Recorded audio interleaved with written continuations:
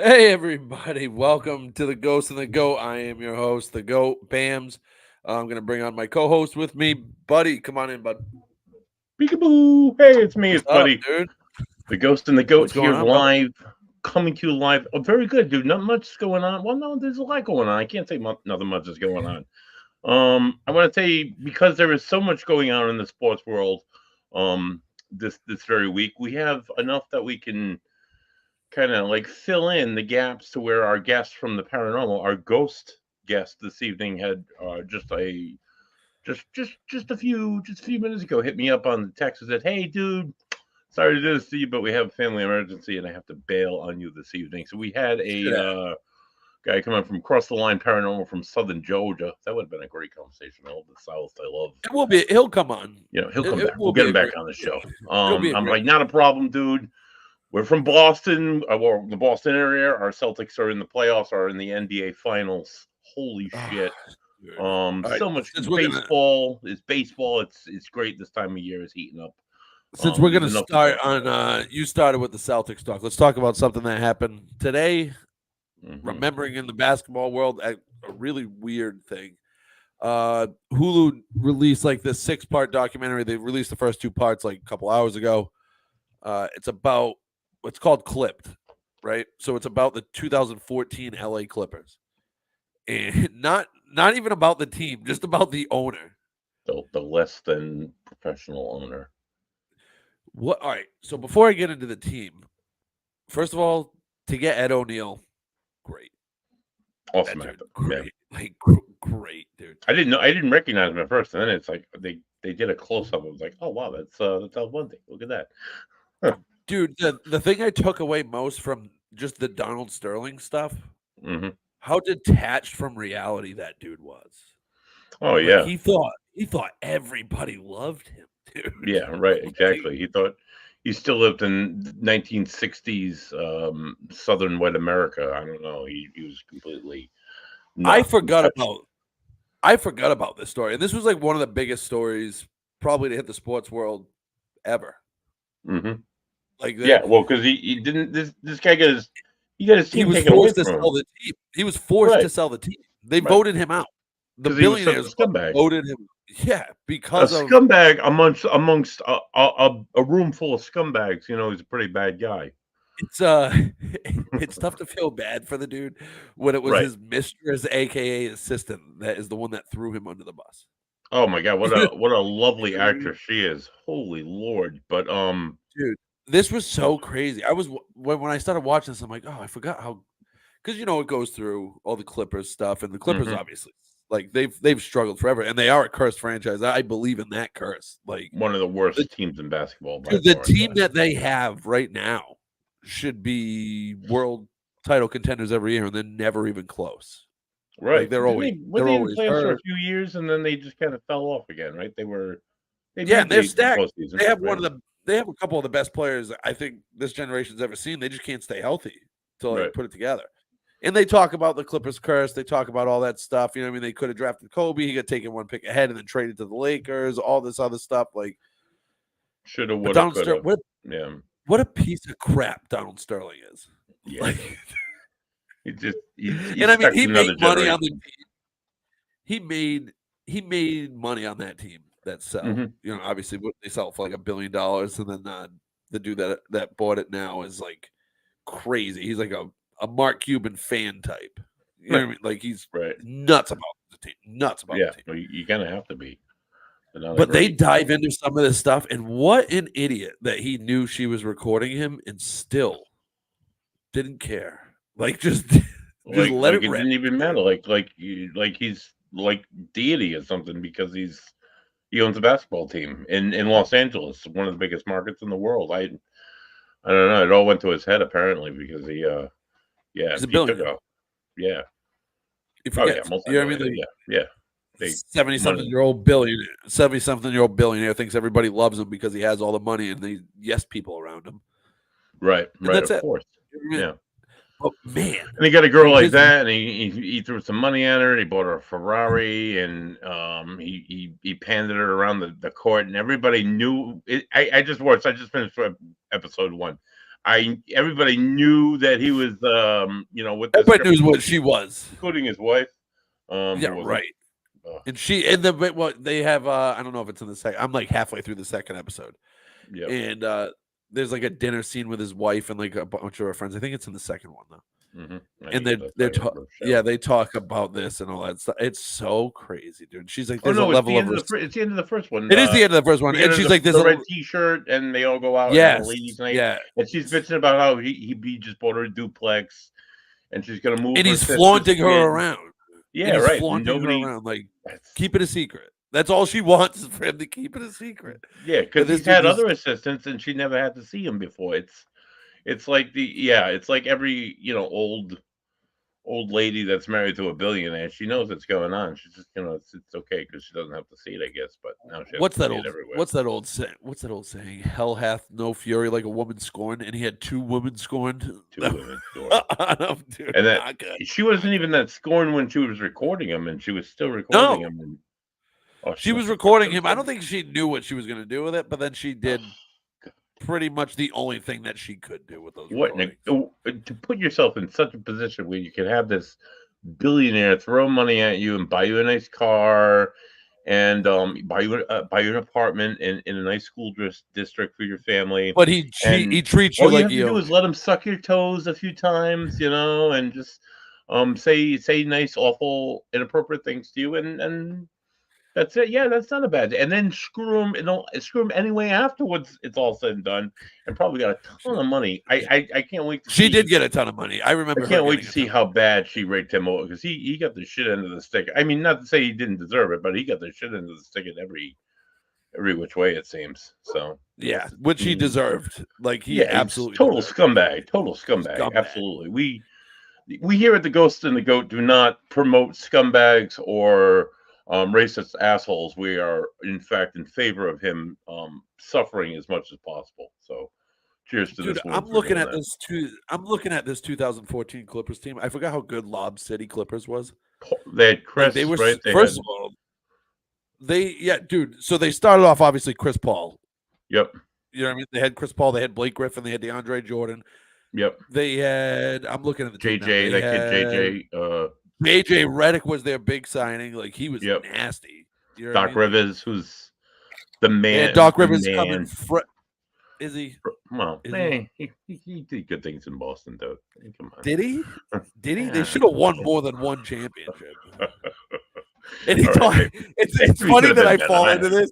Yeah, it's funny I fall into this because he said it. He goes, winning one wasn't enough in Boston, and it wasn't because the team they had should have won 3. Like they should have won 2 or 3. I was at the NBA Finals the year after they won. They went back to back. Maybe not back to back. Maybe it was a year. Yeah, it was a year in the middle, I think, or whatever. Yep. Whatever it turned out to be. In the Lakers, it was the Lakers Celtics game 5. And then the next game, Kendrick Perkins got hurt, and that just set that off into motion. That's my biggest fear when it comes to this Celtics team on Thursday. Oh, yeah.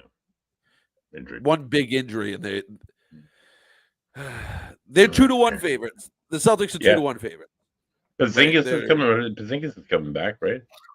Yeah, all this rest really helped them because he would have came back. He would have came back in the last series. He would have rushed it. Who knows how it would have ended? It might have been. Might not have gone well. Right. Might not have gone well, dude. Now they're going into. They're going into the biggest series of the year, fully healthy. Yeah, that's a huge perk for sure. And Jason Tatum playing the best ball of the year.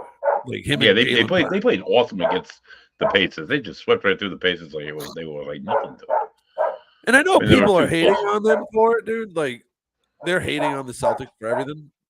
They're like, oh, yeah, the Pacers were hurt, right? Mm-hmm. And then their first round opponents were hurt. Like, okay, that's basketball, though. It's not my fault. And we didn't have Porzingis in the Eastern Conference Finals, and we still that happens in every sport. They have a deep team. The Celtics have a deep team. They're going to be fine without 1 or 2 players, but which is wonderful. Maybe not against the Mavericks because Luka is just he's a beast. He's a hell of a shooter. And so's Kyrie. I know people around here don't like Kyrie. I do. Yeah, I happen to be a big Kyrie guy. I'm not afraid of Kyrie Irving though. Not with Drew Holiday. No, I don't think he's like great. But... I think the Celtics are going to win this pretty easy. In 6 or in 5? Five. 5, yeah. I hope think so. Dallas is good enough to take this to 7. I just Yeah. think the Celtics are good enough to win this in 5. I hope so. I Does hope that they make don't. sense? It does. I Yeah. think they will too. I've been hearing 5 all week. I think it's just the Celtics' time. I think it's their time right now. It's They're been the, and so it's been their time for like 3 seasons, right? I mean, they should have they done it should have won last their year. they should have won their first one against Golden State. Last year they choked in the playoffs Yeah. against Miami. Miami got hot. Jimmy Butler was unbelievable. They lost. Yeah. Well, The good for year Miami. before Steph Curry went off. I mean, there's really not much you can do when Steph Curry starts to hit shots like that. Oh, It just for sure. he's oh man, this is a good argument to have. I argue with one of my buddies all the time. Would you put Steph Curry over LeBron all time? Yeah. I do. For sure. Yeah. I think I do, LeBron's- and it's not because of the losses that LeBron has. Like you know what I mean? He's made it to 10 Yeah. finals. That's impressive, dude. You got, but 3 of those like were to Steph. Like you Mhm. can't. And Steph changed the game Yeah. for good, for better or worse. He changed the game of basketball. For sure. Where Right. everybody's chucking up threes. You know what I mean? Like that's Mhm. just what they do. It's the thing now. Yeah, for sure. It's not so Like rare. he's changed the game. Him and Klay Mhm. Thompson and those boys in Golden State changed the NBA. I mean, the Celtics play that way too. They chuck up like a ridiculous amount of threes every week. Like Mhm. it's insane and it's frustrating. But that's why they need Porzingis and Horford and all those dudes, because those dudes will get the Oh, yeah. rebounds and stretch Yeah. the floor for those guys. And it's Derek White's playing some good ball, man. Yeah, they're all the Oh, whole team dude. is pretty. it's It's unbelievable. all coming together. It's all coming together. It I feels kinda- like it's coming together, dude. It Like feels like been it's gonna happen. It does. It feels like it's been forever since they won, but I think it was 16 years. 2008. Yeah, was the 16 last, years yeah. or something like that. It was a different. So that is a generation. It long. was I mean, different that is a time. long time, dude. Yeah. And that was a team at the end of their runs. This is a team that could go for years. They could go. Yeah, definitely. They could be. This could be the start of a dynasty for sure. Right. That's my the last one was just 3 guys at the end of their careers. We're gonna get one. Yeah, You know what I right. mean? Like, we're gonna get one, and they got one. And Paul Pierce, dude, I couldn't have been happier. Paul Pierce, my favorite Celtic of all good for time. Paul Pierce. Yeah, good for him. My favorite Celtic ever. I didn't get to watch much of Larry. Larry retired when I was young. Yep. The greatest Celtic of all time. You know what I mean? Like he is. Paul Pierce is a very close second. For sure. Paul Pierce, he doesn't get the national attention but he was a dog here in Boston for years. For years. I could talk Celtics basketball I love the Boston Celtics, dude. Always have since I was a kid, dude. I used to go to bed. My dad used to give us a radio, a little Celtics radio like this, and we used to listen to it when we were going to bed, just so we could hear the game. Yeah, because he was out there watching it, but that was how we listened to the games. Of course, yeah, you gotta tune in. That's great. Celtics. That's how I do baseball. But I mean, Is that how you still do baseball that way? I still listen in the car. Yeah, I love listening to ball games on the radio. It's something about it. Reminds me of my grandfather and just like pains in listening to the Red Sox year after year lose year after year, but still that radio, just that maybe the announcer, maybe the classiness of the announcer's voice, maybe the witty shit that they say on the radio that they don't say on TV. To describe a base hit, to describe the way a guy steals a base. I don't know what it is, dude. It's always been better on the radio. How are the Red Sox? How are the Red Sox doing this year? The Red Sox are above 500 despite a shit ton of injuries. Abreu just went on the injured list because he fell down the dugout stairs. The other night. Yeah, really? it's pretty serious. O'Neal's on the DL. That Asian kid, Ashito, he's on the DL. He's nasty. Yeah, O'Neal's amazing, dude. I love him. On DL, a lot of their younger kids are coming on fire though, which is nice. And they got a guy starting tonight. His name is Westbrook. They were telling a story on the radio tonight. On my way home from work, I was stuck in traffic for like an hour. I felt like you, but 295 was just like a gridlock for like a mile of it. For like I was stuck there for almost an hour. And I'm listening to the story about how this kid's starting. He's been in over like 4,300 at bats in the minors. He's been in the minors. He's 20 years old. He's making his first debut in the majors tonight. His story is like he should have made it in the majors in 2019. He was ready to go, and then COVID hit. and all these guys lost a year. Is in this the a kid that minors. retired? I don't know, Westbrook, something Westbrook. He might have retired. He's 28 though. He's old He's- for a major league debut. And he started, and it's like a dream story. It's like he needs to get a hit tonight because yeah, thanks for joining us, everybody. Despite not talking about the paranormal, we're talking about sports. Sorry. It's like one of the it's like something that like a baseball movie, like The Rookie. It's like that. This is my favorite. This is my favorite rendition of Red Sox fans when the team sucks so bad that they cling on to. We're clinging on to anything, dude. Anything we can. Oh. This is the Red Sox that I grew up like watching and hearing people, you know what I mean, like complain. We're clinging on while to anything because their arch rival Yankees. Everybody hates the Yankees, by the way. I'm a Phillies fan. I hate the Yankees. Oh, they're terrible. That's so good. That's so damn good this year, though. Oh my god, but they're good. Yankees. But I just want, if there's Yankees fans listening, and I know like I have a few friends that are like, big Yankees fans. They're not the best team in baseball.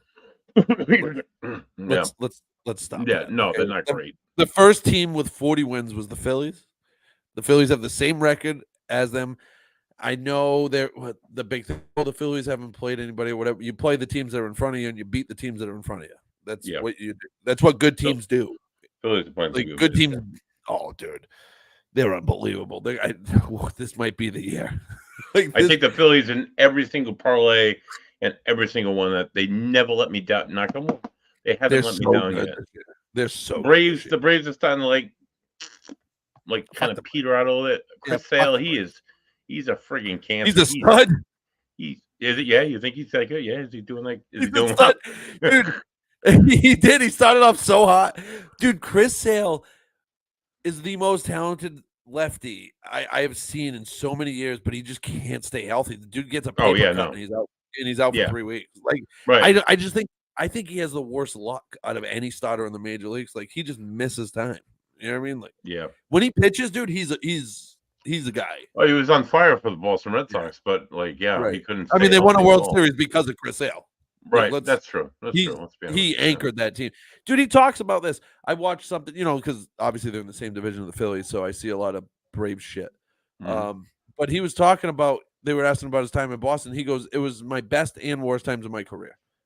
And the guy's like, "Well, do you care to explain?" He goes, "Yeah." He goes, "We won a fucking World Series." Right. he's like, we won a World Series. He's like, and that was the best year of my career. He goes, in the last couple of years has been the worst years of my career. I can't stay on the field. I can't do what I'm paid to do. And he's like, and he apologized to Boston fans. He's like, and to the Red Sox fans, like, I'm sorry. Like, I'm sorry. I am not who you thought you were getting. Like, no. He's like, so I think he's excited about a fresh start. You know what I mean? Yeah, go to the minors. You can't blame him. Go I mean, he wasn't saving this team anyway.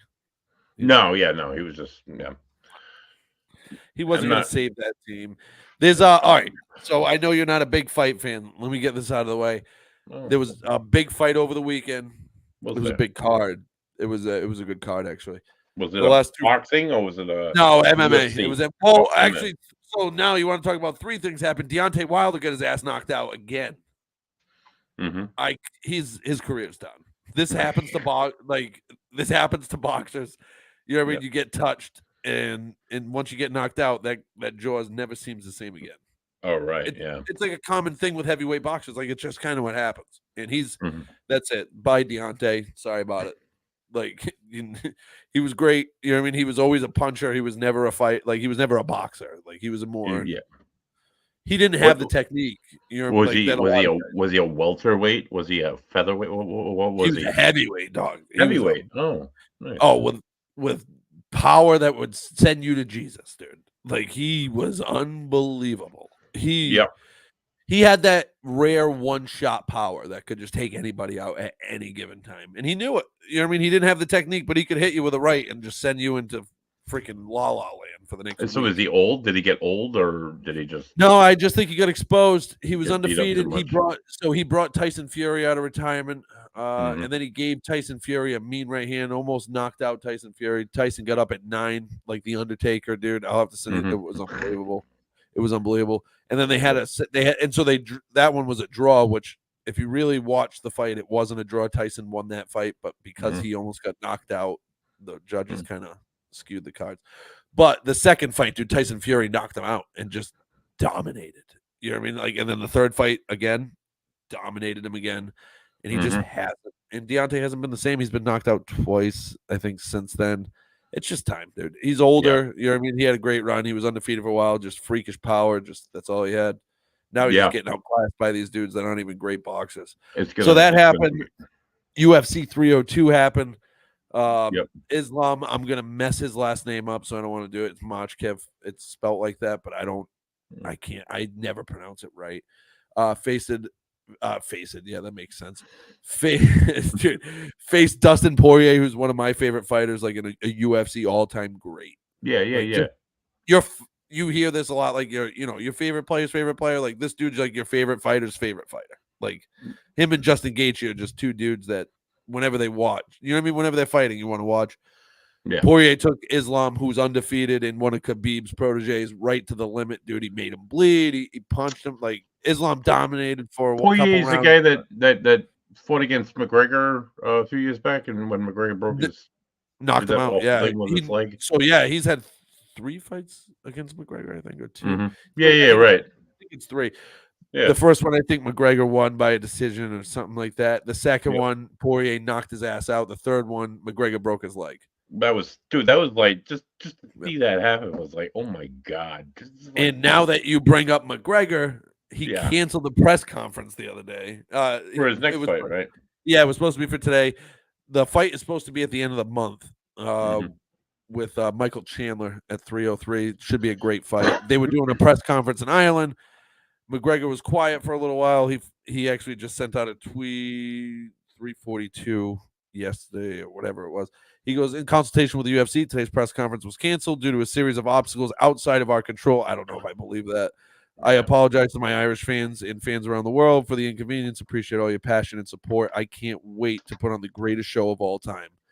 And he's talking about the Chandler fight, but everybody thinks that he's gonna bow out. They think he got hurt. Yeah. That's what I've been reading all day, was that McGregor got hurt in training.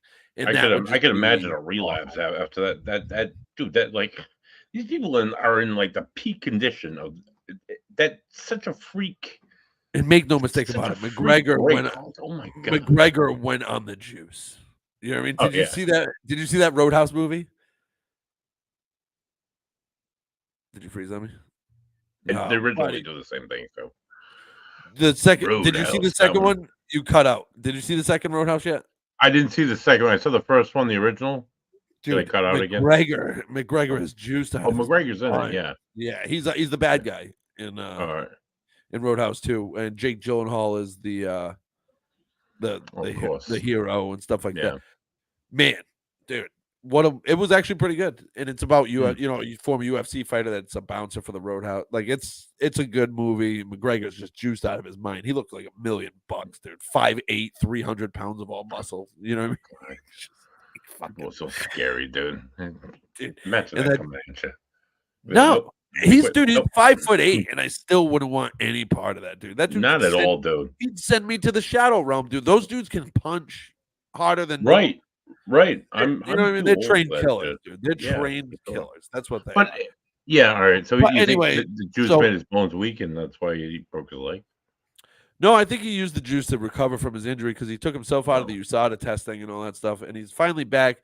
I don't know. I think all those injuries and all that time off, I don't know. Because, he came back, fought Cerrone, got hurt, and then, I don't know. I don't know. I just don't see it, dude. Why would you, if you're McGregor, the hell out of your body? I don't know. And I get, dude, McGregor's a different breed. Like, these dudes just want to fight. You know what I mean? Like, a guy like McGregor just wants to fight professionally. That's what he wants to do. So I get him wanting to do it, but at the same time, do you really want to get up and get punched in the face when you're already richer than you've ever imagined, dude? And you're getting older. One of my best and closest friends is he'll be on later in August. He's going to join us for UFO guests, and he's going to stay on and talk to you about the MMA and stuff. He was in a few different black belt styles of Brazilian jiu-jitsu, did all this MMA stuff, and he's like, dude, you're like 40 in your 40s, and you're rolling around on the mat with these guys who are in their 20s, and they could. He's like, I beat them. Don't get me wrong, but holy shit, they give you a whole nother run for your money. And then like, yeah, the neck injury, he had a nerve injury in his neck, and he was like half of his body's still like half paralyzed. You know, he can't Right. get So back to it. I don't imagine think he ever shattering will. your But leg, dude. Imagine shattering your leg. Dude. yeah, that And thing was just, I don't like Conor McGregor, by the way. collapsed. That was I can't stand Conor McGregor. Oh, I don't I would imagine he'd like be a guy. No, not at all. nope.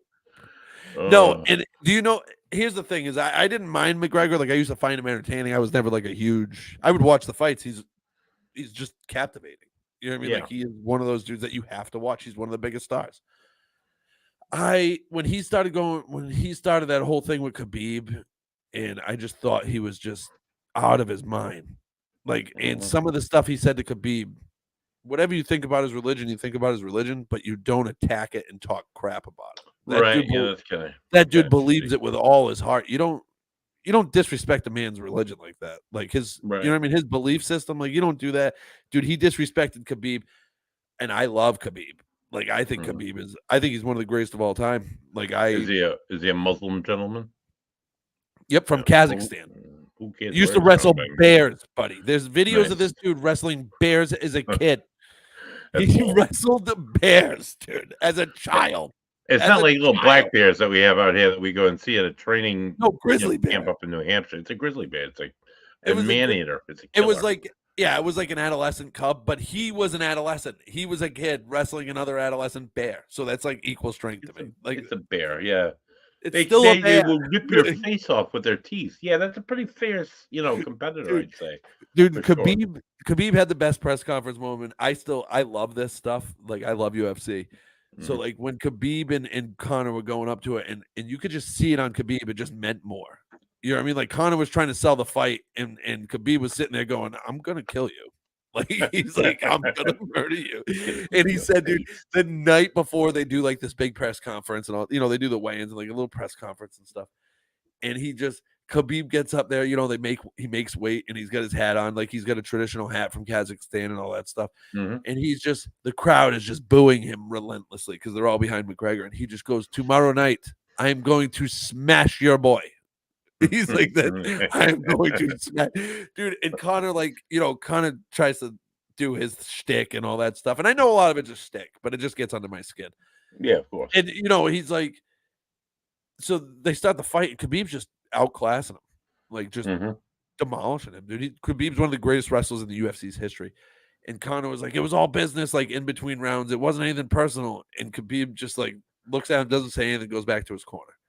Hmm. The next round, Khabib's on top of him, just beating the brakes off him. And he goes, "Let's talk now. Let's talk now, dude." I was like, "Oh man, dude." That's awesome. That's crazy. So And I would that thought I know a person like you generally like the heel, so I would thought that McGregor would be your no, kinda dude, your he's favorite. so loved by the UFC fans. It's bad, dude. Yeah. Like, Khabib is as pure as it gets for me. You know Mm, what I mean? Like he believes what he believes and he sticks by it, like mm, through and through, and that's it, dude. I respect that to no end. Like I've mm. always said it, like be who you are. It doesn't Right. matter who you are, just be who you are. And Yeah. I'm cool with whoever you are, just be that person. Don't try to be anything else. And Khabib was like, very devoted to his Muslim religion. Good He used man. to talk about it like all the time. Like, but he lived his life according to everything, dude. And then when his dad died, he even said he was like, I don't want to fight anymore. Like I told my mom my dad died, I wouldn't fight anymore, and just stepped away from the game at the top of the game. Wow. Like he was undefeated. He was 18-0. Like just a monster, dude. Just Yeah. one of the greatest of all time could be And like just walked away. and Pull just the walked Barry away Sanders, be like, that's it, I'm done. And just walked away. because he didn't want to like be away from it. He wanted to raise his family. He wanted to do all that stuff. He didn't want to do the training camps. And then he promised his mom he wouldn't fight after his dad died. Well, that's And then honorable.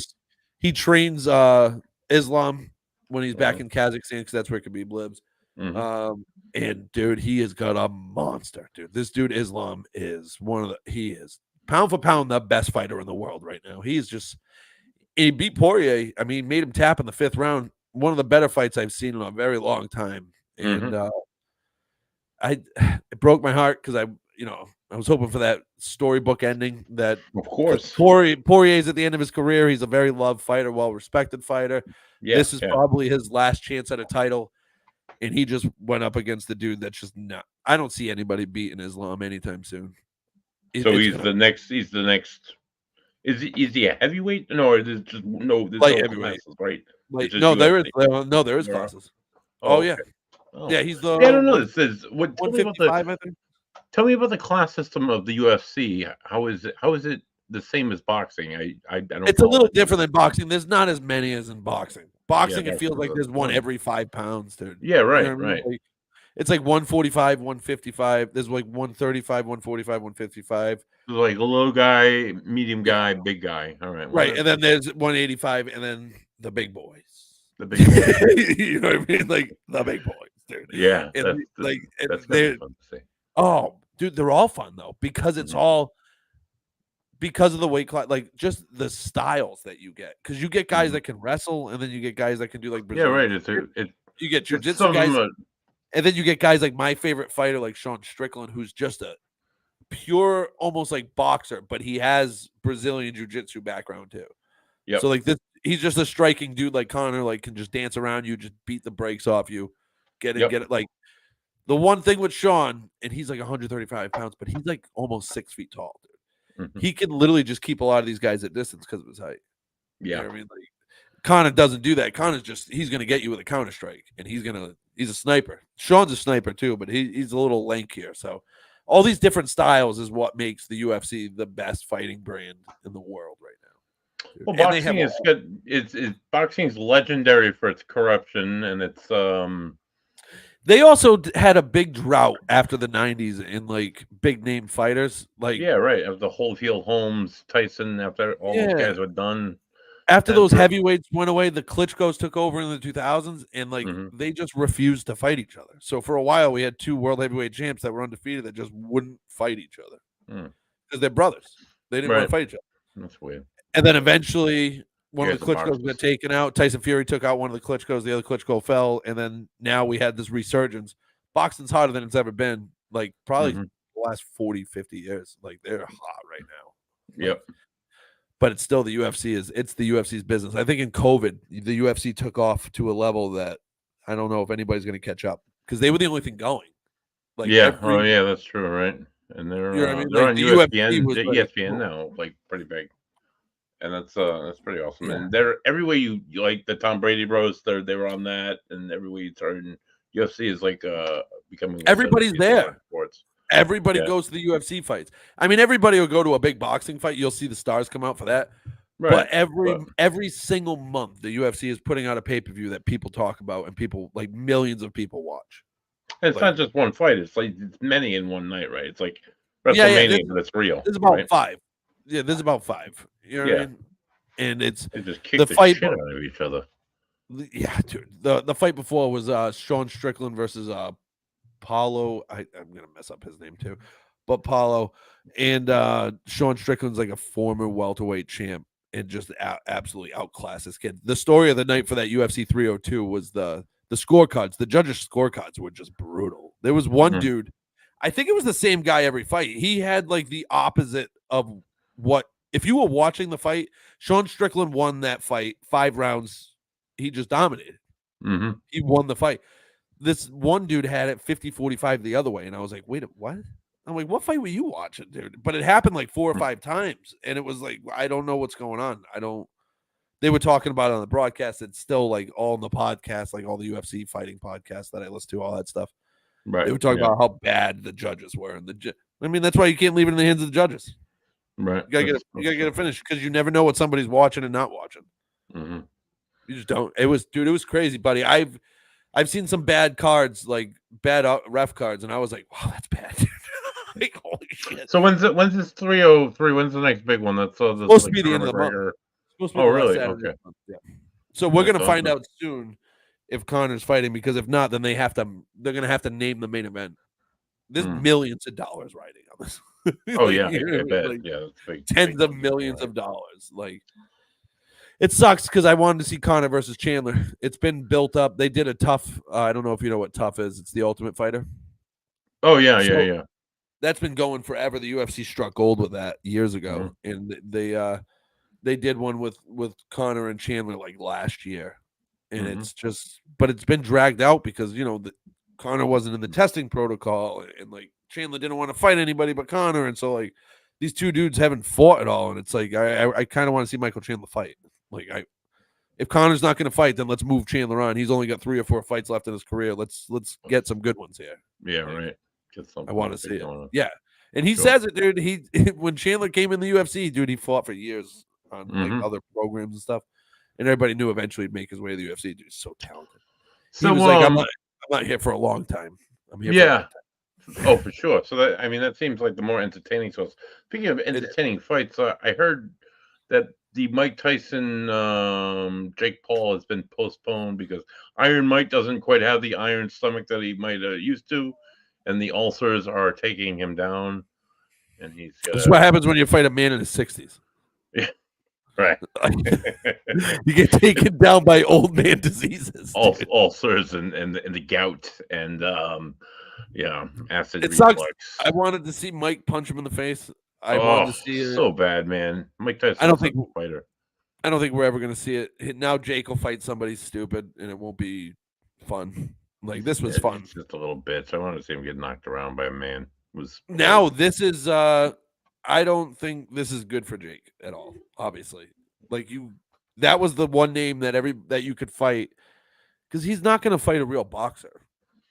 Right, because he's just a YouTube kid, right? He's not right, and I don't think any real boxers take him seriously enough to fight him. Right, and he would get his fucking ass handed to him if he fought anybody for real, right? I mean, honestly, Tyson Fury's brother Tommy Fury fought him and beat him in points. And he's not Tommy's not a great boxer. You know what I mean? Like he got outclassed. You fight against a real dude, like he's talking about fighting Ryan Garcia. Ryan Garcia would kill this dude. Like what? What are we talking? Javante Davis, like he's called out all these guys. He called out Sean Strickland one time, and Sean literally laughed on his podcast. He goes, no. He's like, I would punch. He's like, I'll fight him in the UFC. Sean's like, I would murder you. Like, he's like, dude, I saw a podcast where they asked Sean about it. They're like, Logan Paul called you out in the UFC. How do you feel? And he just he laughed, and he's like, are we talking about this like for real? And he's like, yeah. He goes, how long would it take for you to finish him? He goes, what, like submit him or knock him out?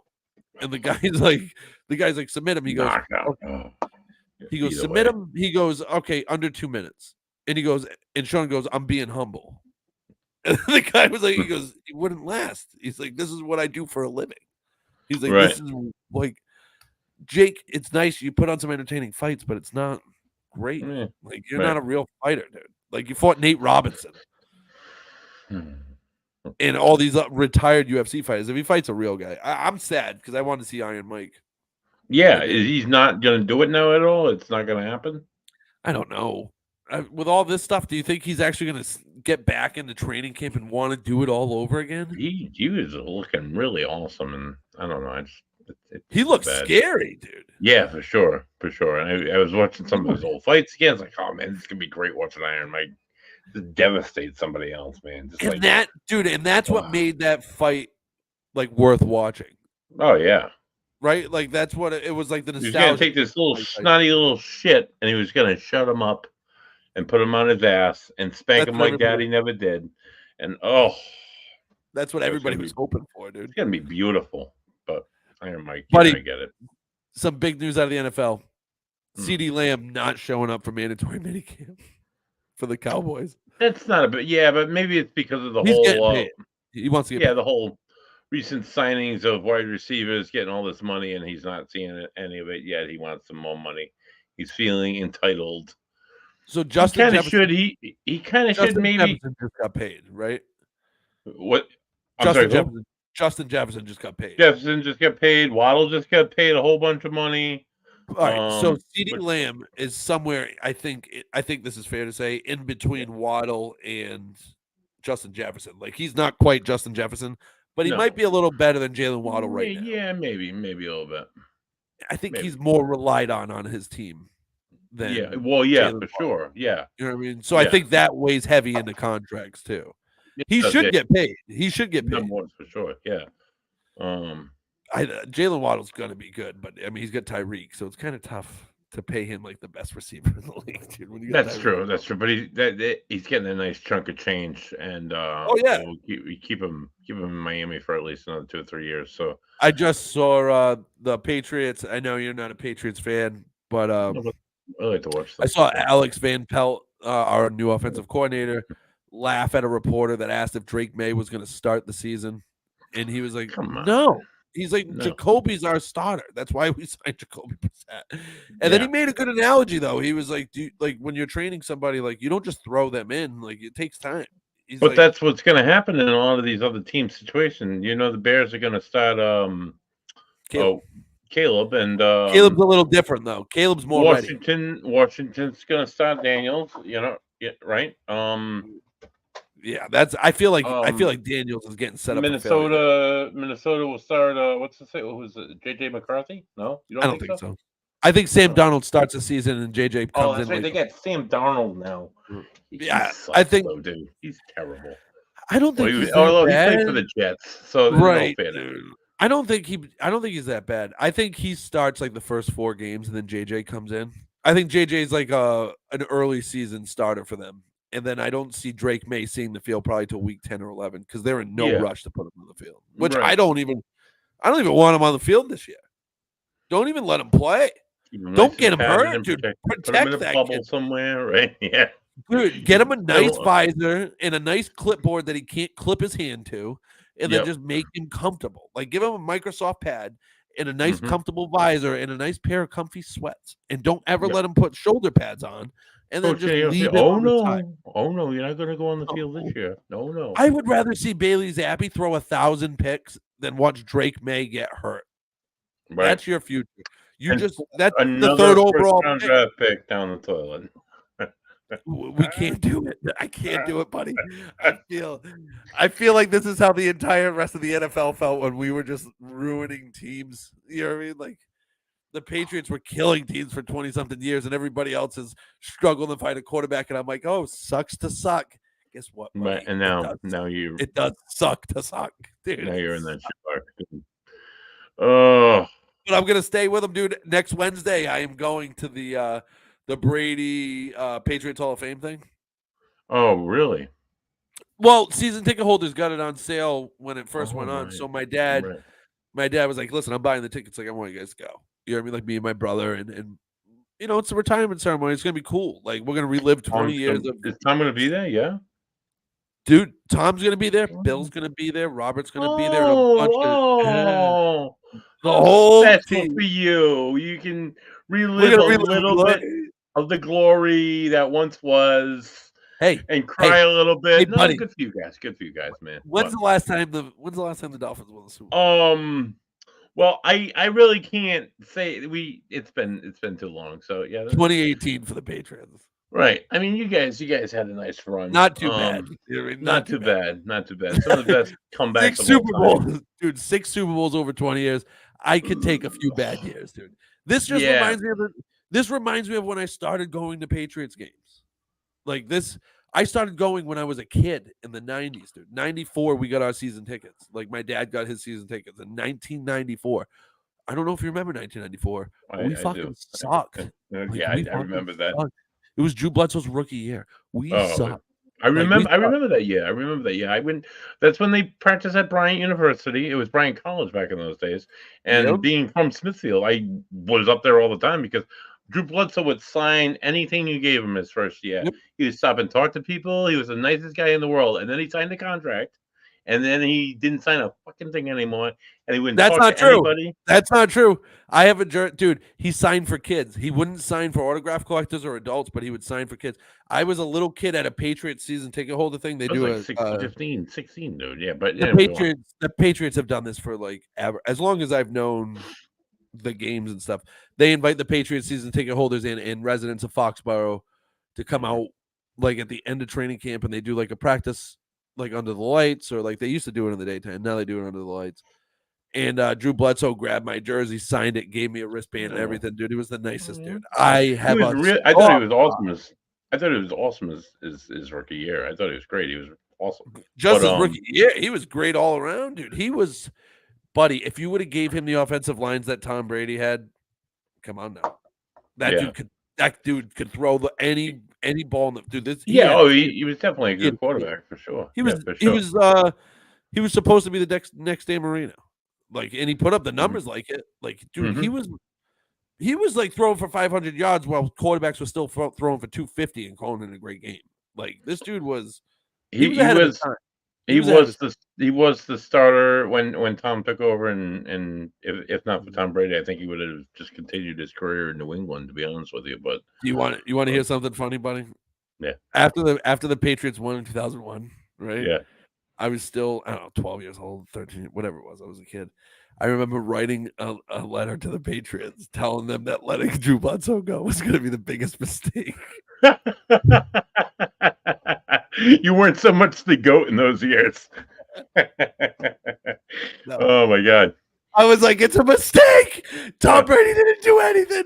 But you got to understand, as a Patriots fan, dude, Drew Bledsoe was our franchise. You know right, he was. And he got hurt. And if it wasn't for Drew, we wouldn't have been in the Super Bowl because Tom rolled his ankle on a sack early in that Pittsburgh game, and Drew beat the Steelers. You know what I mean? Like, Drew beat the Steelers and put them in the Super Bowl. The talk going into the Super Bowl was, who is Bell going to start? You know what I mean? Like, who? That was the big thing. Dude. Oh, Drew took you guys to the Super Bowl against the Packers, right? You guys played in '96. Yep. That was Desmond Howard. He ran back a few times. I actually rooted for the Patriots that year. I was watching it with a Pats fan. Yeah, that was the year Bill Parcells fucked us. Yeah, Bill Parcells, dude. He screwed us. Like, he screwed the Patriots. It's funny because the last few years they do like a fan vote of like who should get in the Hall of Fame, like the Patriots Hall of Fame. And Bill Parcells has been on that ticket the last like 6 years, and he's not in yet, huh? Look at that. He's not getting in, dude. It was so funny because he went up against, I think, like Kevin Falk. You're not gonna win against Kevin Falk. Yeah. And then the next year, it looked like they weren't gonna have anybody. It was like Mike Vrabel. Like, it was like they had Vince Wilfork. They put all these lovable Patriots up against. Oh, of course. Of course. Because Robert Kraft's like, he's not going in my hall. Oh, yeah, no. I met Bill Parcells also at Bryant College. And at the time, you know, he was my favorite style of football coach at the time. Just that old school football coach. Treat you like a piece of shit. Thank you, coach. Response, you know, but yeah, he was such an asshole. He was such a miserable prick. He was bad, dude. Even in person, he was just a miserable prick. But obviously a big building block for the Patriots. Oh, yeah, dude. Yeah, he did great things for New England. You know what I mean? And introduced Robert Kraft to Bill Belichick, which started this whole thing. Yeah, started everything for you guys. You guys wouldn't even have Tom Brady. I will forever revert to the line that Bill Belichick gave at the Tom Brady roast. Tom, everybody wants to know if it was me or you. Well, it was both, thanks to me. And I was like, yep. That's the corner I'm in, dude. Like, I love Bill Belichick, dude. He's a great. He's a New Englander through and through. That's just like who he is. He's just part of the fabric. Like, he's so great. And I can't wait for football season this year to watch him every Monday on you know, I'm a big Pat McAfee fan. I watch everything McAfee anyway. But on Mondays, dude, I love Pat McAfee. He's gonna have Bill Belichick every Monday and it's I mean, how do you beat that coverage of Bill Belichick breaking down film for you? It's pretty good. He's one of the best coaches, hands down, and he's got that just the way he's got a charm to him, dude. Just the way he talks. People think he's like no smiles. It's a mask thing. Yeah, it's a show. He was all put on a show the whole time, and everybody fell for it. Dude, he spent so much time in Massachusetts. I think he even spent time here growing up. Like, he went to school here and stuff. Dude, a lot of that sarcasm and like really dry humor is kind of what it's like living in Massachusetts. Oh, yeah, for sure. Like, dude, so obviously, you know, like some people know, I guess.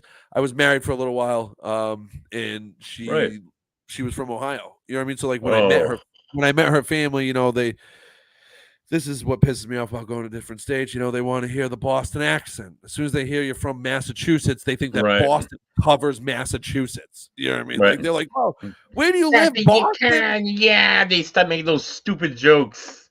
I hate that stuff, by the way. Like, I hate it. I'm like, I don't talk like that, dude. Like, I do have an accent. I know I have a Fall River accent. You know, from Fall River, Massachusetts. I don't say khakis for car keys. You know what I mean? Like I don't talk like that. Nobody talks like that.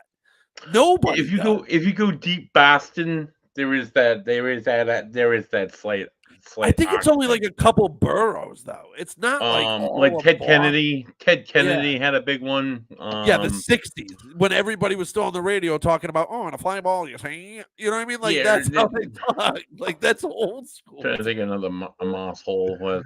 I've worked with people in the South Shore area who've been from near the Boston area, and they have that I think some.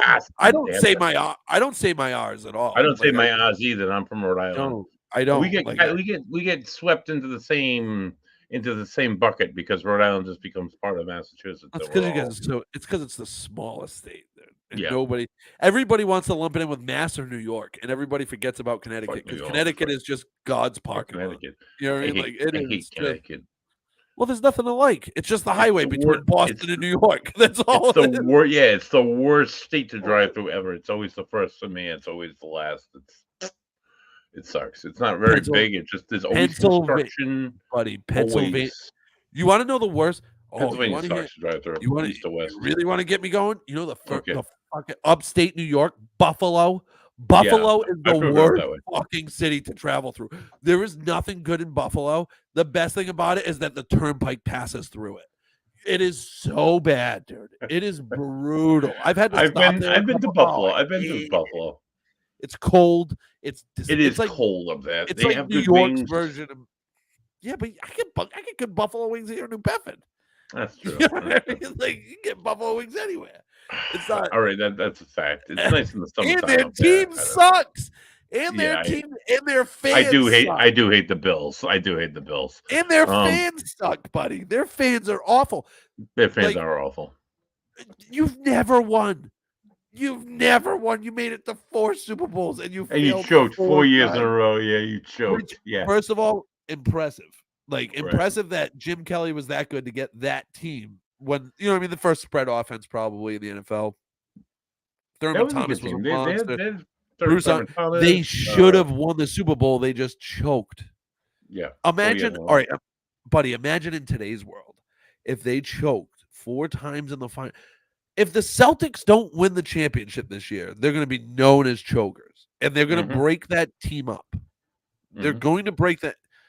The Bills held it together for 4 years. You know what I mean? Like they held that team together. And those guys continued to play together. Thomas stayed on the Bills to the end of his career. Kelly did. Smith did. It was a receiver. Yep. Andre Rison, he stayed on. They were all Bills for life, and they don't continue to suck. Dude, I love when the Bills lose. That's like what were they saying? They're like, who's the next quarterback to win a Super Bowl out of these guys? And it's like Joe Burrow. What was it? Joe Burrow, Josh Allen, Lamar Jackson, and there was another one. I forget who. I saw that. That was. I think it's Lamar. I think it's Lamar because I think the Ravens are built for it.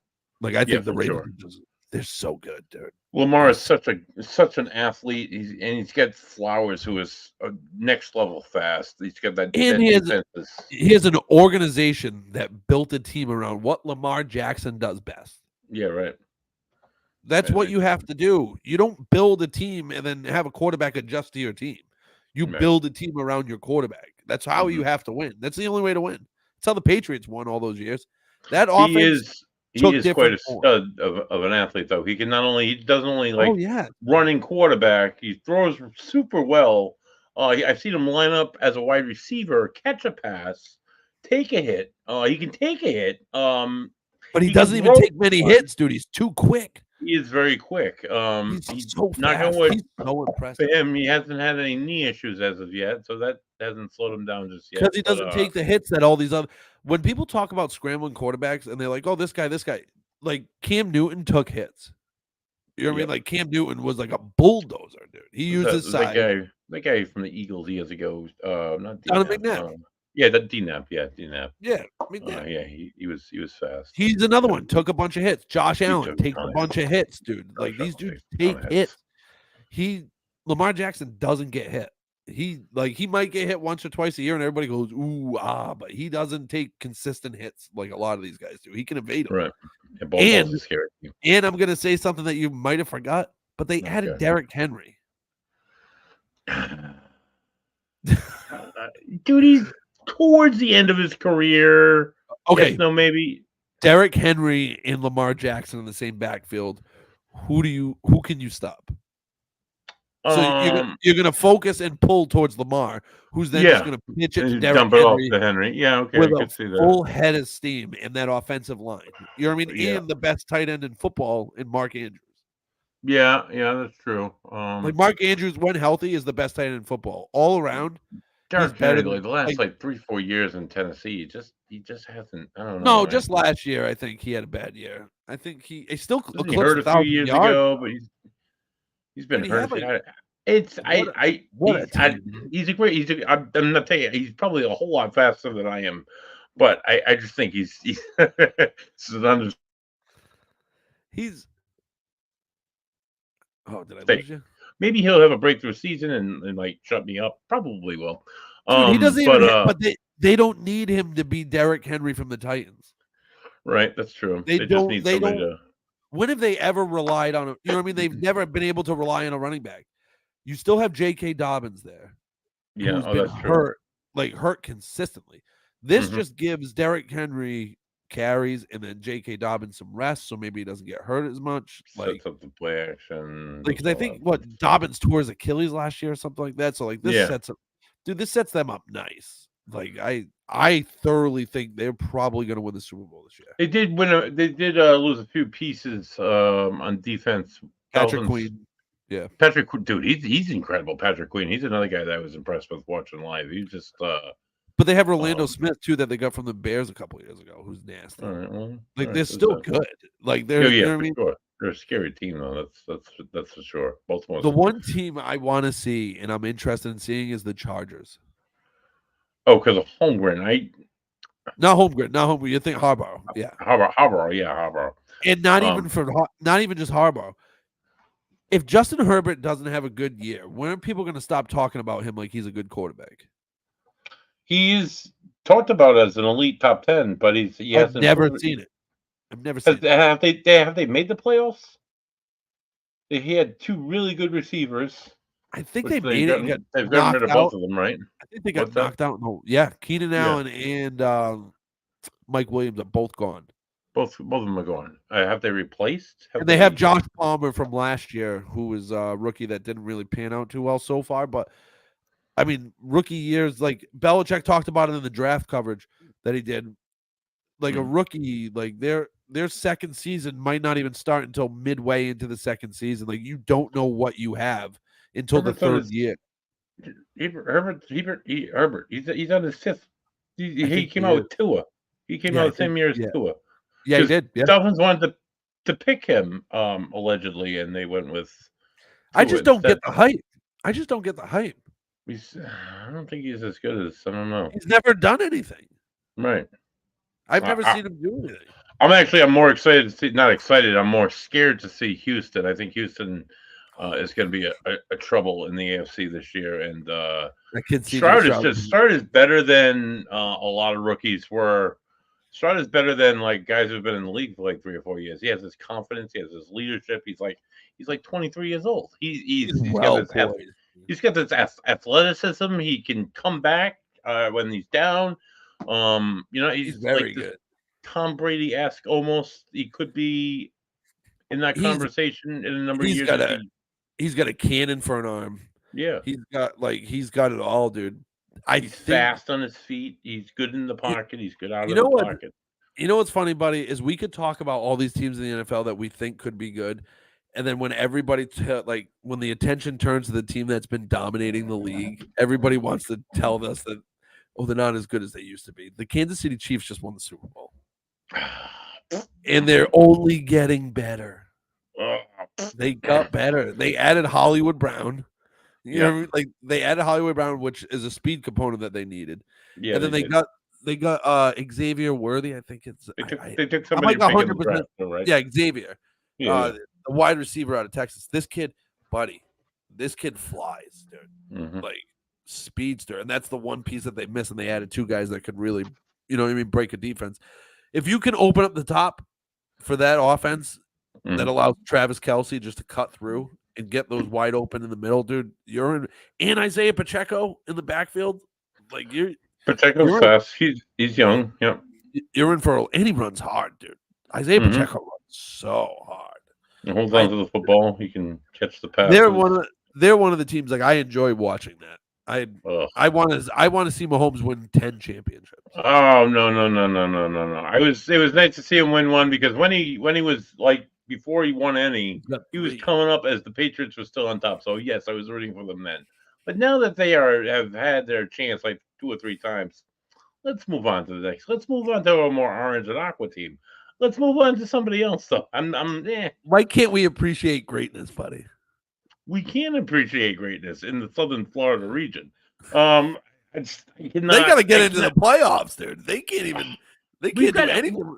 We've gotten into the playoffs 2 years in a row. We just haven't made it past the first round. Oh yeah, they were invited. They just didn't show. We showed up. We just didn't. Yeah, we didn't show up. Exactly. We didn't show up.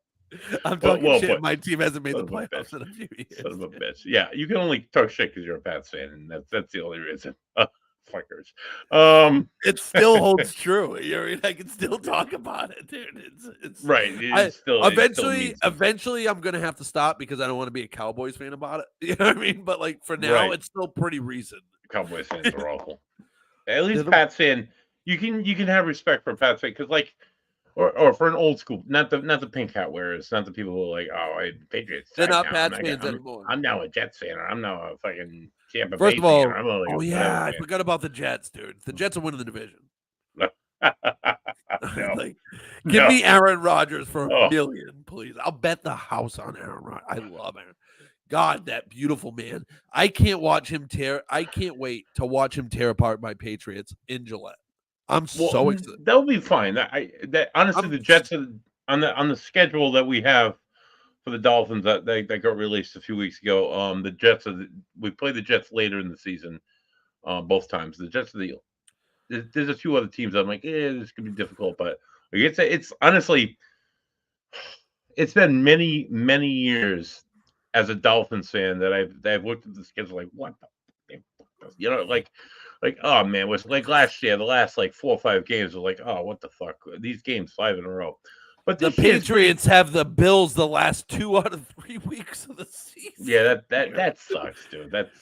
Nothing really deflates your playoff hopes than playing. Buddy, if we win 3 games, it's a good year. Like they're not, right. The Patriots are not a good football team. Not anymore. No. Like as you know, dude, I love the Patriots, and I will watch every down of every bad football game they play this year. I will. I love the New England Patriots, and I hope Gerard Mayo is the best. Like, I love Gerard as a player. He was one of my favorites. I met him at a Celtics game, and he was like great. Like, he was like really nice and cool. Like, Gerard Mayo's the shit. I love Gerard Mayo. They are not a good football team. They have a good defense, but they don't have Bill leading the defense anymore. Right. I don't care what anybody says. We're going to see how good Belichick was when you see how bad this team is. Because that was one of his best coaching performances last year, because they had a bunch of injuries and they weren't a talented roster, and he still won 4 games. And he was in more games, dude. Dude, the first game of the year. The first game of the year was against the Eagles, right? Yeah. If their rookie Boutte gets his foot down, they get a first down and go on to score. They would drive it down the field. You know what I mean? Like, dude, there was like 4 or 5 times that they like had plays like that, and I'm like, wow, this is what being a bad team looks like. Oh yeah, because those plays that the Patriots used to make, those are plays that would always go the Patriots' way, and they don't go your way. You have to earn those. Like, you they haven't earned. Doing terrible now. Yeah, it's not even the same team. Not even close to the glory that you guys once had. I think about. I dead, dude. But it's gonna be cool to see Brady. Brady's number is gonna get retired. Oh yeah, of course it is. It should. It absolutely has to. I mean, he accomplished. As a non-Patriots fan, as a Tom Brady hater for many years, I absolutely agree. They should retire his number. They should. You have to. You have to. You have He to do the big played hoopla. like, oh my god, he made me want to vomit in my mouth every time I saw him walk on the field. But How did it feel after- when he walked on the field with like 3 minutes left? Like you just knew the game was it's over. like, oh shit, they gave Tom too much time. All he needs is like 15 seconds, and he can drive this team down the field, and he did it time after time. Dude, that Super as Bowl a against page- the Super Bowl against the Falcons. They were down 28-3 at halftime. I was laughing my ass off. I was at my best friend's house. He's a giant Pats fan. He was like on his knees crying. I'm like, ha, ha, ha, ha. And then slowly but surely they tack on point after point after touchdown. But one thing after another goes that way. It was. I had the Facebook post on my old Facebook. I got to see if I can find the password for that because I have no idea what happened to it. When that was going on, I was like going off. You know what I mean? Like I was like, dude, all these Patriots fans were turning their backs on them. And they were talking shit and how bad this was. This was ugly. I'm not watching this. I said, whoever turned the game off now, and at halftime, I was like, whoever turned the game off, don't put it back on when they start winning. Right. Everybody called me crazy. I said, you guys forget that we have number 12. Like we are not. This game's not over. Right. Like it was a couple bad plays. It was a LeGarrette. I can tell you off the top of my head, buddy. I've watched these Super Bowls a million times. That LeGarrette Blount fumble in the first half, and then the Tom Brady pick 6 is what changed the first half of that Super Bowl. Because those two drives, and it's a different ball game. You know what I mean? It's like 17-14 Patriots or 13-14 Falcons, whatever. Sure. Yeah. The Patriots were inches away every time, and they had the guys that knew how to do it. And then Brady the best Tom Brady. Oh my God, he just came to life like a resurrected ghost. That game and the Seattle and that Seahawks. Defense shut them down. Oh right. The defense was put in so many bad positions in the first half that they caught. Like that's how they got all those points. But the defense shut them down. It was 28-3. They won 35-28. Right. It was like one of the greatest comebacks. I've seen some really good comebacks in the NFL. That was unfortunately one of the greatest. And to see my friend come to life, he was on the floor crying in front of the television at halftime. He was celebrating at the end, and I was crying at halftime. Like, what? I banned one of my cousins to the garage because he came.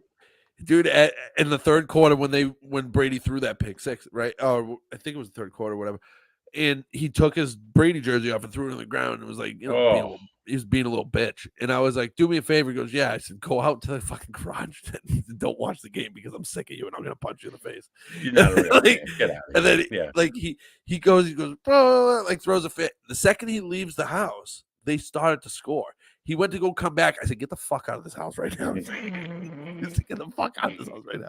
Dude, and my whole family took in. They're like, you got to leave. You got to leave, dude. We locked him. We locked him in the garage for the second half. It's superstition. It's sports superstition. It happens. Especially in Boston. I feel like it's big in Boston. Like it's huge big in Boston. It's like around the Massachusetts and New England fan bases. I think it's like so huge, dude. Like I think this very same friend, if they're not playing well, he'll turn the television on. He's like, dude, if I don't watch them for a quarter, they start to win. He's like, it happens every time, and it helps me to control my anxiety. So I turn sometimes during games when we're playing shitty, I'll turn the TV off and I'll walk away for like a half hour, go play with my kids in the yard, come back in, and they're winning again. Unfortunately, it's not the case anymore, dude. They're gonna keep losing. They're gonna keep that. All right, so that Atlanta Falcons game and the other Super Bowl against the Seahawks, that whole game was close, and that interception at the end of the game, it was just like you. What about? How do you not run the ball? How do you not run the ball? I know. Yeah, Marshall Falk. He could have Marshawn Lynch. Oh, Lynch. Yeah, Lynch. All right. So there's two schools of argument, right? And I've been on both sides of this just to make a point to people. Mm-hmm. Marshawn Lynch was one of the best running backs in the league that year. Right. And he was a big boy. He was a beast. But they were notoriously bad on the goal line. Mm-hmm. Like notoriously bad. And against the Packers I think it was the divisional series, they ran an exact post play like that, and it worked because it was like pretty much just a pick play. You know what I mean? Like to get the ball in a quick out. And I think they figured like they still had a timeout. So if they didn't get in the end zone, they call timeout and then run it. Mm-hmm. But man, not to give you have Marshawn Lynch, dude. Give him the ball 4 times, and if you don't get in, you don't get in. But you rode your horse to the end, and you put your team in the best position. What a stupid move to think that Bill Belichick doesn't see what package you're going to run and notice that it's a pass play and have his defense in the best position for that pass play. And what kind of disrespect are you going to give this man to not be ahead, not be like watching your plays from the week before? The same, like you said, he ran the same play the week before it worked. So why wouldn't they do it again? Obviously, so of course Belichick is going to know. You don't think he saw that and was like, they're going to use this? Yeah, dude. One of the best things I've ever heard from that Super Bowl was Belichick breaking down the final minutes of that Super Bowl, and he talked about it, and he was like you could hear Patricia was like, dude, he wasn't even watching, like he wasn't listening to anybody, he wasn't paying attention. We tried to talk to him, he had his headset on, but he wasn't listening. And then they were like, what were you looking at? He goes, I was staring at Pete Carroll. And they were like, what? He goes, I knew he had a timeout. I saw the personnel he had on the field, and I had our best personnel on the field for that play. He's like, I wanted him to call the timeout so they could get a package in. And then he goes, if they would have ran the ball, we would have been susceptible to the run. But I knew they were going to run that play. And he knew I had the defense, and he just didn't change it. Yeah. And he's like, Belichick, if you watch the clips, Belichick's not even looking at any of the players, dude. He is locked on Pete Carroll, dude. And he is like, he's like, I'm gonna get this guy, and I'm next level psychology, playing the opponent. Yeah, it's like the whole game's a chess match for sure. For him, dude, and he makes it look so easy, dude. He's so smart. He's brilliant. He's just brilliant. He's a brilliant coach. It's unfortunate he got blackballed or whatever happened. Whatever happened with Belichick, why nobody picked him up as a? He's brilliant. Did you hear those stories that Robert Kraft was calling other teams, telling them not to hire Bill? Blackballing him and to the Atlanta Falcons, and that's why the Falcons didn't pick him up because, I heard about that because Robert Kraft screwed him over. Might be the case. Probably dude, not. It's so bad, dude. You want to hope that it's not true, but you think it's true. Buddy, they released a 10-part documentary. They made that Apple. Yeah, they made that Apple documentary. That was awesome. If they didn't do that, I'd be like, no way Robert Kraft would do that. You know what I mean? But they came out and trashed Belichick in 10 hours of TV. Right. Like, you know what I mean? You just shit on the guy that brought you all these championships. I don't get it. Like, I don't get why they did what they did. I don't understand. Wanted to disconnect themselves from this guy completely. And this guy, like why though? Why do you want to get away from this? Like, change the Vince Lombardi trophy to the Bill Belichick trophy. He's that level. He should be, right? He's that level. You would think, right? He's going to coach the Cowboys. Oh God! Oh, don't say that. Yeah, he's going. Yeah, right. He's going. Yeah, that's just the way it looks. That's his last. Him and Jerry Jones are going to die together. And if he goes and wins Jerry Jones a Super Bowl with a team that hasn't won in the playoffs, beat Jerry Jones. That solidifies Belichick. You know what I mean? Like, I think he's solidified anyway. Well, no. That's what I'm. Not that he needs it, but you know that there's fans out there that say that he never won without Tom. And if he can win, if he can go somewhere, if he goes to Dallas, first of all, I don't want it to happen because I hate their fans. I think their fans are insufferable. I hate their owner. But I would love to imagine Bill Belichick, that big blue star in the middle of the field. I hate everything about it. Imagine Belichick patrolling the sidelines as a Dallas Cowboys head coach. If you're the NFL, you want that to happen. He might be able to whisper to Dak and make him a better quarterback. I don't know. Maybe. Imagine him with Micah Parsons. Oh, yeah. He's a defensive coach all day. Dude, you want to compare him to LT? We would see him do LT things. Like, he would do stuff. You know, Belichick would use him the same way he used LT. Mm-hmm. Like, he would just be like, all right, this is what you're doing. Like, you're going to watch this tape and you're going to mimic everything that LT did to the best of your ability. Cocaine and go out and kill the quarterback. You got it. You're gonna have to smoke some crack and fuck some hookers, but we're gonna get it done. we're gonna do this, dude. Belichick. I heard like a story about when Belichick first started coaching the Giants, and he was like the special teams coordinator and stuff. Yeah. And LT came in late, and Belichick was pissed. Belichick was pissed, dude. He was like, dude, what the fuck? And then he kicks him out of the room. I think And I've heard the story. Yep. LT Yep. was like, don't you know who I am? And Belichick goes, not in this room. He's like, like, and then LT went to Bill Parcells. He's like, what the fuck's up with this dude? And then he told him, he's like, you gotta let LT in the room. And Belichick like stood his ground and was like, no, I don't. Like, but LT said like from that moment on, he respected Bill because he didn't give a shit. Right. Like, and that's kind of like I think he kept that theme pretty much throughout it. He doesn't give a shit who you are. Right. You're nobody. Yeah. Right. Who are you without the team? You know what I mean? Right. And I think if he goes to a situation like the Cowboys, dude, he's gonna win a Super Bowl. Oh God. That's a ready-made team. Yeah. Oh, for sure it is. He's not going into a situation to rebuild. No. Why would he? Why would he? At his age, why would you get 3 years of a top-notch team? Mm-hmm. Like it's. I think it's the Cowboys. I think the Giants, maybe. I think that would be. He just has a soft spot for New York, dude. Just not the Jets. He hates the Jets.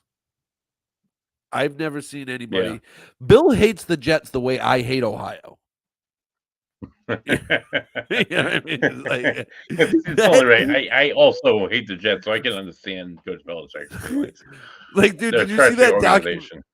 You see that documentary with him and Parcells? At the end of it, they were like trying to make them go into the Jets locker room, and he's like, "No, no, no, no, no. Let's end this on a high note." And I was like, "Oh, dude." He's like, "We're not going in there." They just refuse to go in there. They spent like 10 hours in the Giants locker room, and they wouldn't spend 10 seconds in the Jets one.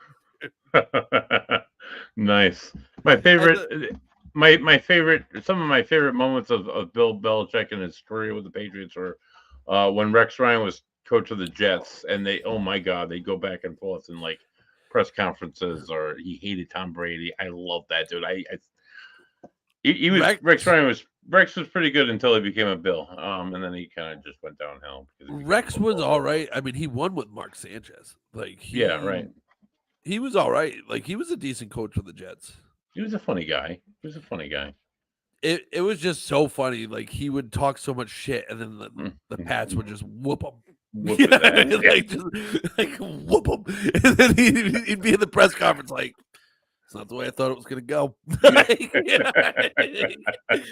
I really thought I had him this time. He was a hoot.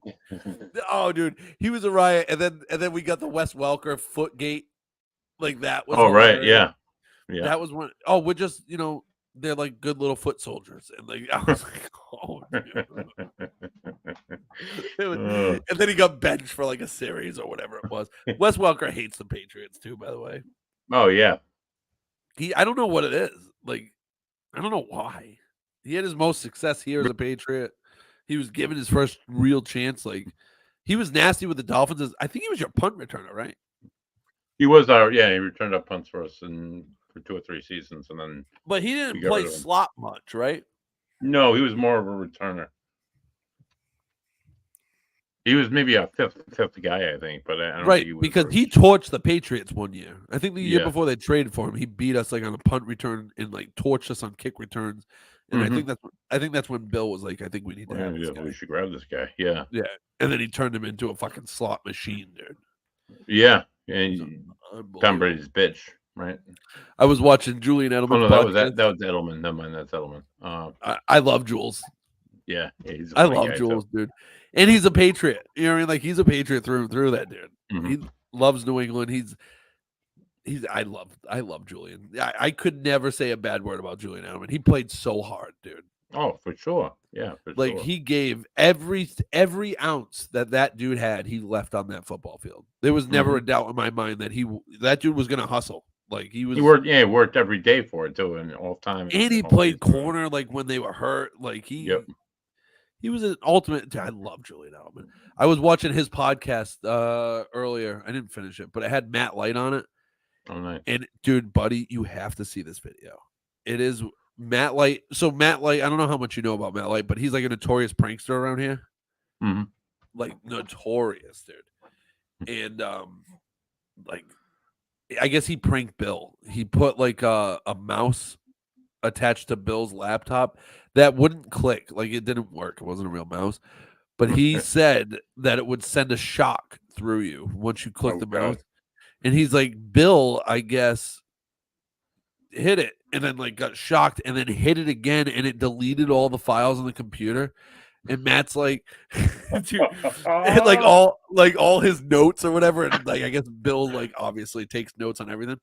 Yeah. And then Matt was like, he goes, I walk into the facility and one of the guys just looks at me and he goes, not good.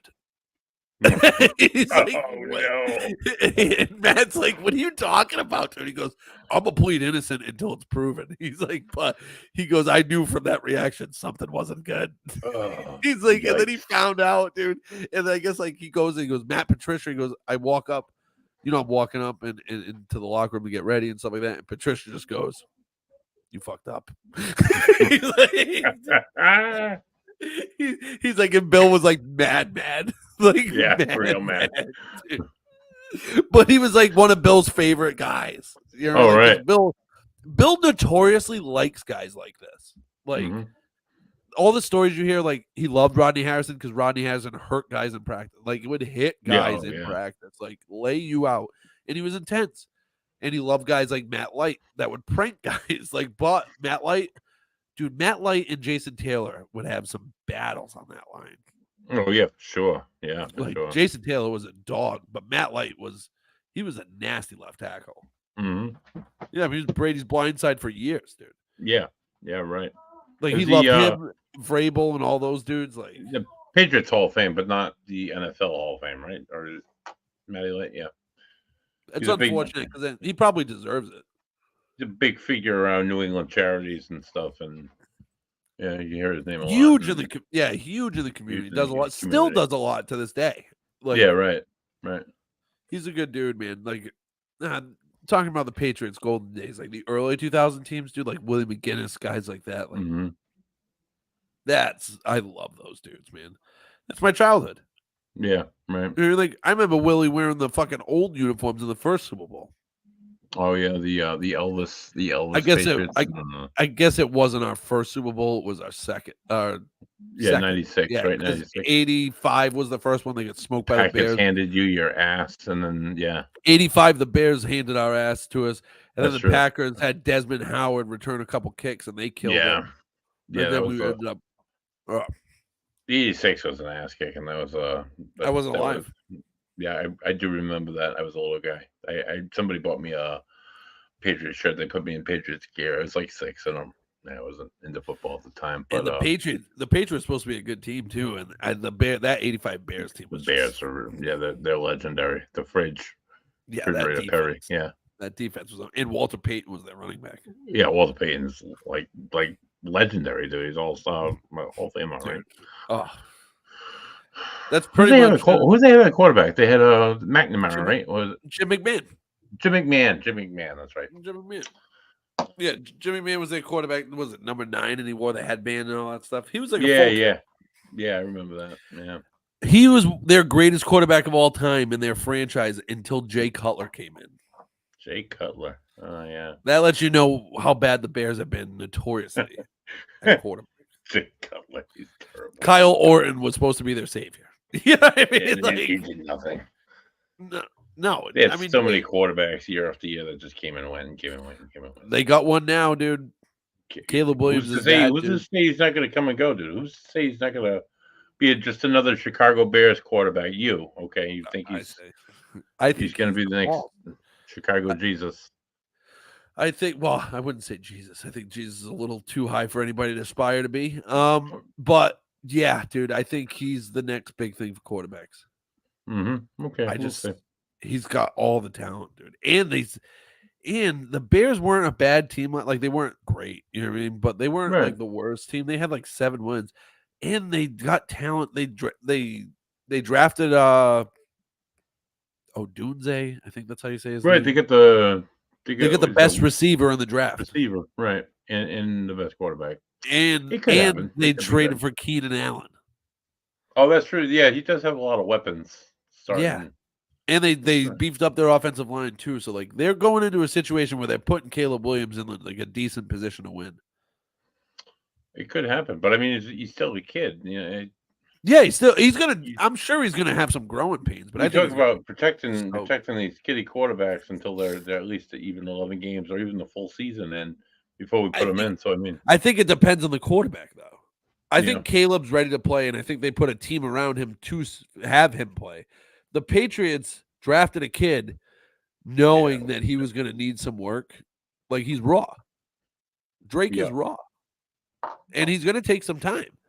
Hmm. But don't throw him into the fire. You know what I mean? Like, this Don't team make the isn't. same Mac mistakes that you made with Mac Jones. Oh, dude, Oh it my was God, so bad. it's gonna They've happen ruined that. all over again. Yeah, They ruined that poor kid. No, I don't think it will. I don't think it will. I think It's a Bill. different system. I think Bill's hand was forced because I honestly think Bill wanted to keep Cam.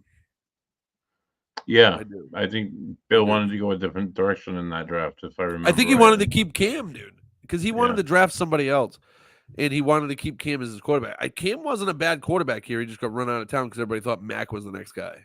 Yeah, right.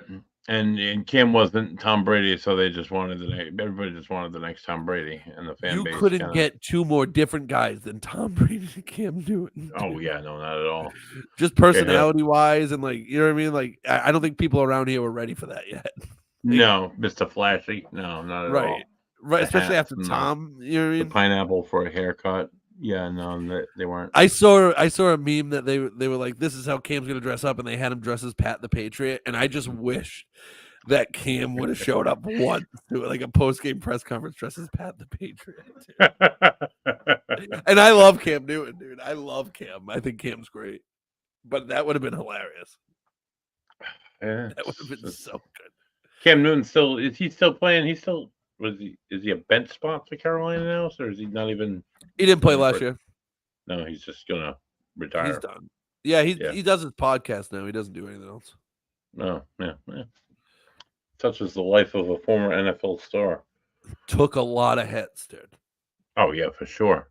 Took a lot of hits. Like another runner. He was a runner, and he got knocked around a whole bunch. He was just physical football teams too. Physical, dude. Like he was. I mean, dude was built like a linebacker, and he knew it, and he would run people over all the time. Mm-hmm. The only weapon he really had was Greg Olsen. Yep. Like, who do you have? Kelvin Benjamin, other than that? You know what I mean? Like, that dude ate himself into a different position. Yep. He literally did. Like, literally ate himself into a tight end. Like, physically ate himself into being a tight end. And I'm a big guy. I've never eaten myself out of a position on a team.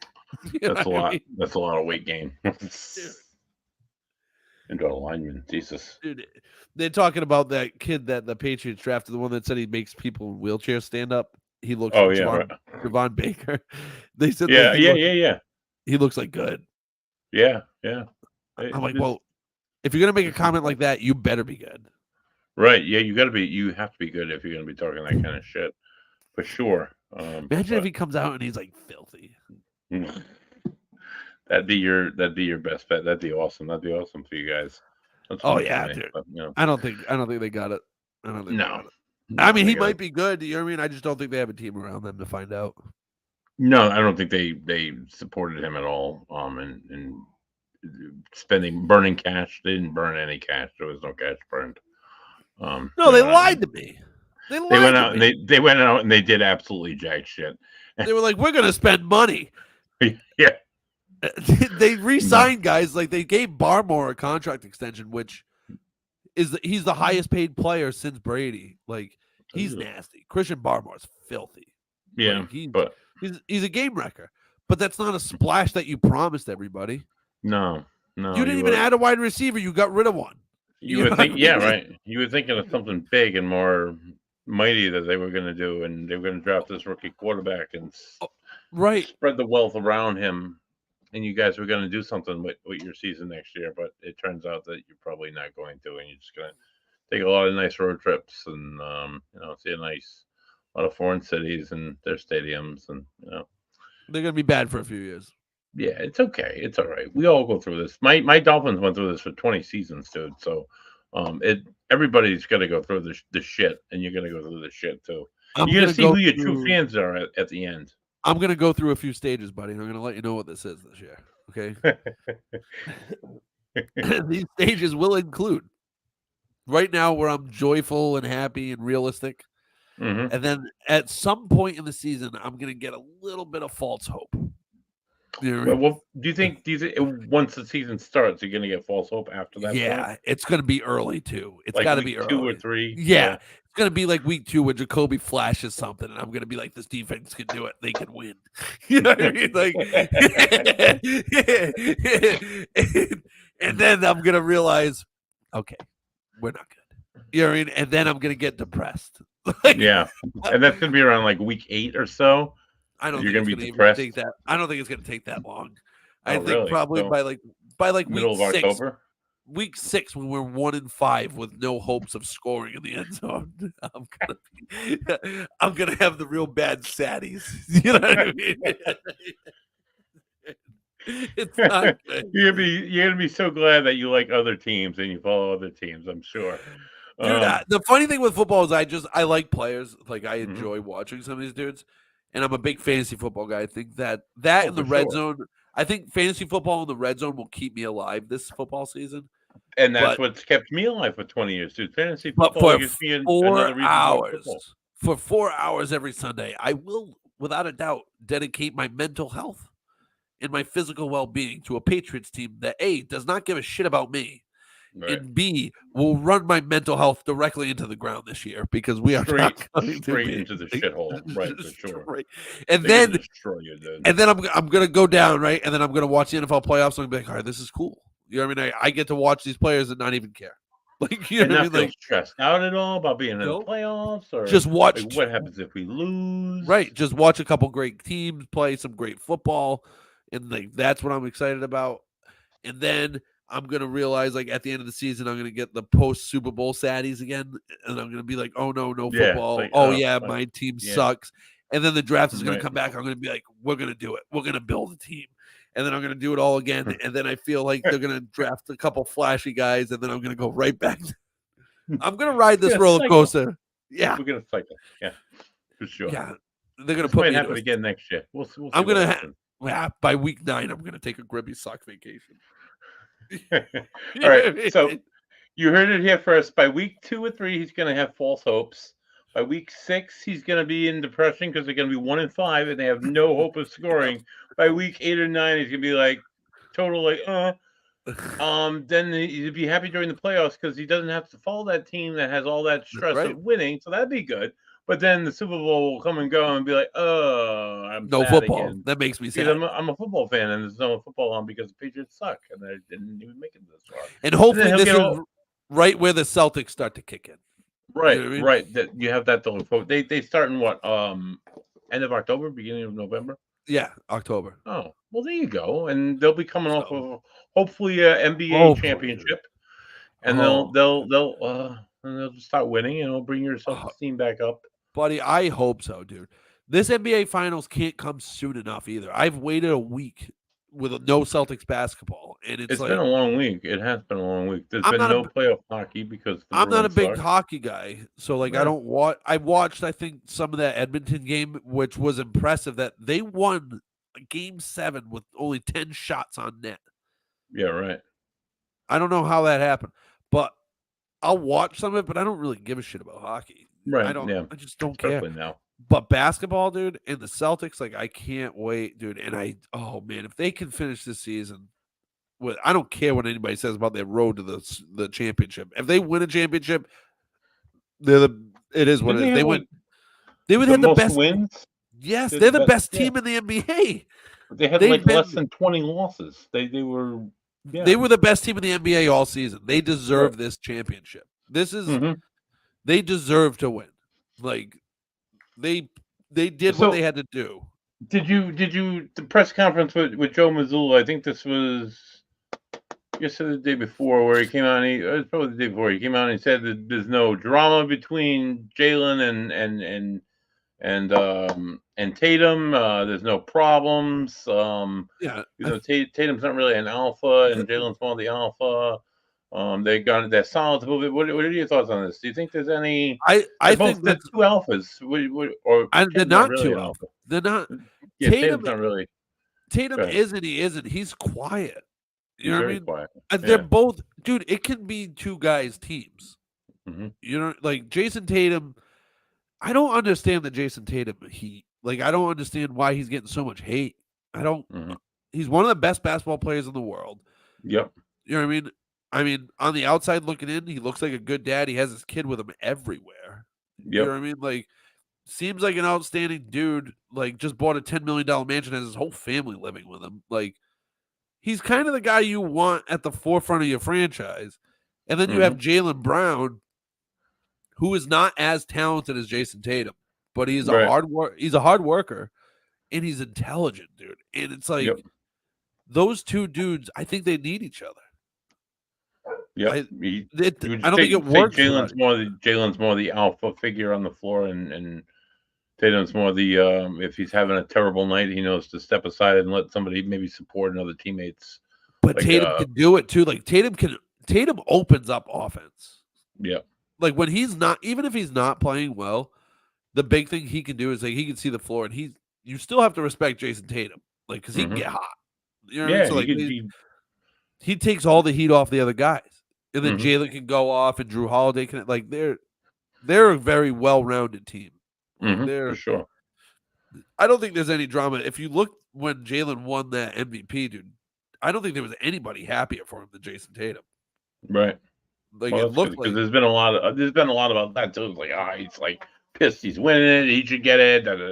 Like Jason Tatum didn't show up. Yeah, it's in the Eastern Conference Finals, like probably this is all media stirred as most things often are, but it's all you've been hearing the week without basketball in Boston. But That's all people are talking they about. need something to talk about because the Celtics have demolished everybody. Mm-hmm. They demolished the Heat, and I get it. It was without Jimmy Butler, but you play who's in front of you. Right. You know what I mean? And everybody talking about Tyler Halliburton. The Celtics they shut him down. They beat the Pacers in the 2 games he played, and he didn't play in the last 2 games, and they still beat the Pacers. Like, right. They're just that good. Games, so it's a quick sweep. Yeah. What do you want them to do? Like, are they supposed to try to make this interesting for people to be like, "Oh, it's a tough road"? The Celtics are the best. They're the best team in basketball, dude. Yeah, I hope it's not down to Game 7. I mean, it'd be great for the NFL, the NBA, granted, but it will not be good for our nerves. We just need them to do it and get it done with. There is 0% chance the NBA allows Luka to get swept. Yeah, they will not allow Luka to get swept, no matter what happens. So I think that one game, it'll be a close. I think it's going to be a close. Like there'll be a bunch of close games because Luka's nasty. Luka and Kyrie are nasty. I just don't think they're deep enough to play with the Celtics. I just don't. I don't see it. Like they have some good. They have obviously they made it to the finals. They're a talented team. Mm-hmm. I just think the Celtics are easily the best team in the league. Like I know I'm a homer, and yes, I'm gonna say that about the Celtics because I love the Celtics. Of course, but they are the best team in the NBA and have been all season. They just have been. I cannot wait for Thursday. Thursday cannot come fast enough.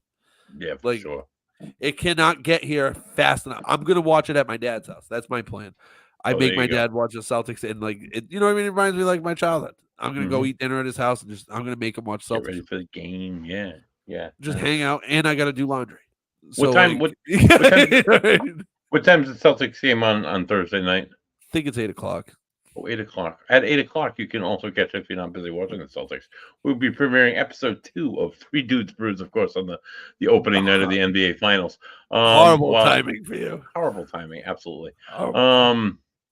It's going to be from Smoke Brewery in Pawtucket, Rhode Island. It's a lovely brewery. We have a lot of great different shots. Joe does like amazing videography, and he's got all different cameras that he uses. It's just different angles to put a bunch of different things together in this one. So it should be pretty interesting if you're not busy watching the Celtics and you want to watch Buddy drink some beers and talk about beers and grown adults handing out a top cock, a cock.